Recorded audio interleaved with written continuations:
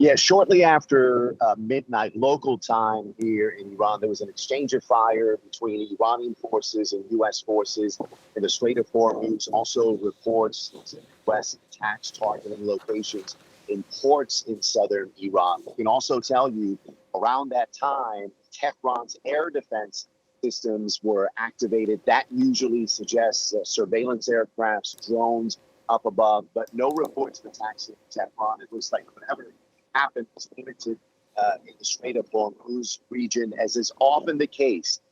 Different narratives coming from Tehran and Washington. Tehran is saying that at least two of its commercial vessels came under fire from U.S. Destroyers in the Strait of Hormuz, and that's when it responded, launching missile and drone attacks targeting the U.S. Destroyers. Tehran claiming that the U.S. destroyers then retreated the region. Washington is saying that its U.S. destroyers were passing through the Strait of Hormuz when they came under attack by Iranian missiles and drones, and that's when they responded, targeting military facilities and ports in southern Iran. U.S. President Donald Trump also sending a message on social media saying several Iranian vessels were hit. So no reports of any casualties at this point, no reports of the extent of damage in ports in southern Iran, and that's where things stand.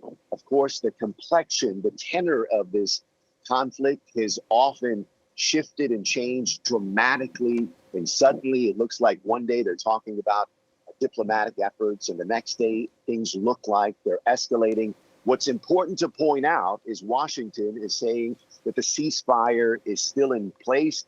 Tehran's view has always been that Washington has consistently violated the ceasefire. And I think it's going to describe what happened last night as another example. So that's what happened last night, according to Tehran and Washington. We'll see what happens in the coming hours. Things appear to be calm at this point. Yeah, and it seems like both sides were keen after this latest exchange of fire to tell people that actually the situation is now calming down. This is a return to, it's not any kind of major escalation.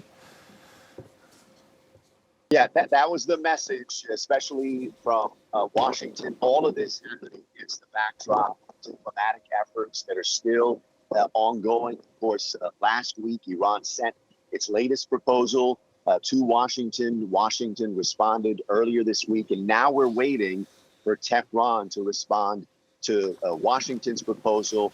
Tehran's position is whenever they're ready to answer and respond, they'll send their reply to Pakistan, that has been serving as the key intermediary.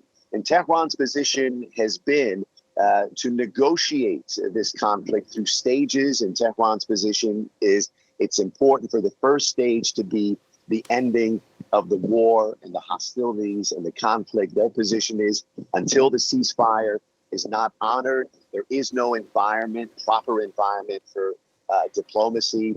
And they believe that that first stage must include assurances by the U.S. that it's going to end the hostilities in all fronts, including in Lebanon. But that seems to be a tall order because of the bombing campaign, Israel's bombing campaign continuing in southern Lebanon. So that's where things stand. Lots to work out in diplomatic efforts. We'll see what the coming hours will bring. All right.